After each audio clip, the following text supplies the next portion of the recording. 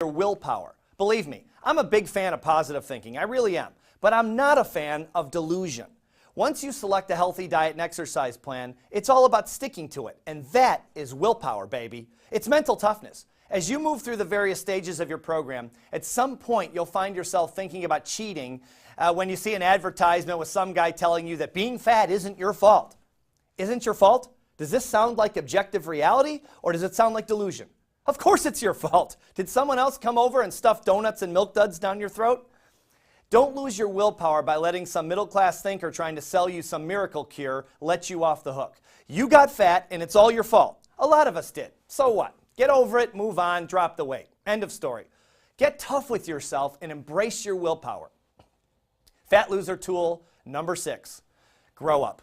What I mean is grow up emotionally and realize that no one can do it for you. Stop waiting for the hero on the white horse to come and save the day, because no one is coming to the rescue. Forget about the latest wonder drug that stops you from being hungry. Growing up emotionally means making a decision and sticking to it. Children make decisions and go back on them when they get uncomfortable, and that's okay because they're kids. But you're not a kid, and this isn't a game. It's your life. It's your health. Grow up and set an example of mental toughness for your loved ones. Be an inspiration to people around you.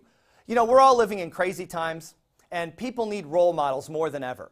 Be a role model by what you say, by doing what you say and making it happen. Getting thin and healthy can serve as the foundation of your example. I mean, we've all played the child's game of doing things only when we feel like it and then choosing pleasure over achievement because it was immediate. Okay, now it's time to grow up and show yourself and the world your personal power. I promise you, there's a tiger in there just dying to come out. Your job is to open the cage. Fat loser tool number 7. Be able to answer the question, why must I suffer? Now, positive thinking purists hate this question, but critical thinkers know it works. Here's the fact.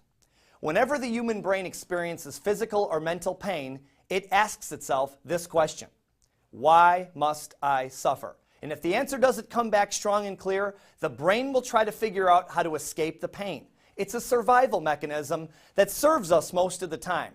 Your job is to know why you're putting yourself through your diet and exercise program. In other words, why must you suffer?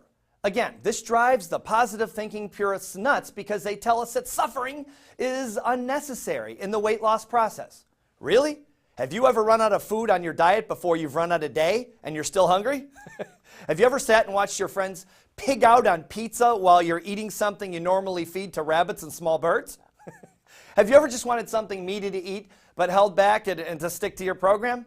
Of course you have. We all have. And you can call it whatever you want. I call it suffering for success. You can make up all the cute names in the world and put a positive spin on it, but at the end of the day, it's painful and it takes real courage to make it through. If you stick to your program, I promise you will suffer at times. Now, the suffering won't last long and it'll make you stronger and it'll be worth it. But I want you to know, what I want you to know is why you're suffering. Ask yourself on an emotional level why you must succeed at this. And I got to tell you, this can be gut-wrenching. It really can. When I did this, my reasons were simple. Being fat made me feel like a failure, and I hated that feeling. I hated it most because it was my own fault. Nobody held me down and stuffed turkey pot pie in my mouth. I did it to myself, and that made me feel bad. The second reason was I was advertising my own failure to the world because you can't hide fat. And I have way too big of an ego for that. Take time to write down why you absolutely must succeed in your weight loss program and what emotional consequences you'll suffer if you don't. After the break, I'll give you 2 more tools to help you achieve your goal of looking great. So put down the pizza and get ready for the remaining